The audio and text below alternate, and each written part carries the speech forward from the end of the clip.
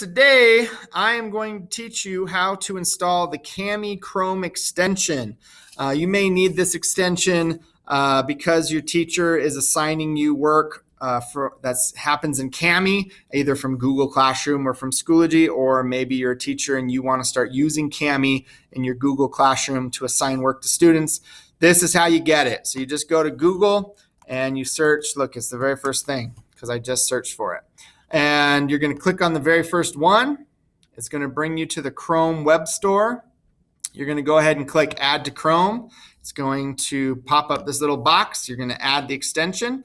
It looks like this little white K, and you should see that up here in your browser window as well. When you get rid of that, it hides it. But if you ever want to just check to make sure you have it, you just click the puzzle piece, and there it is, Kami Chrome extension.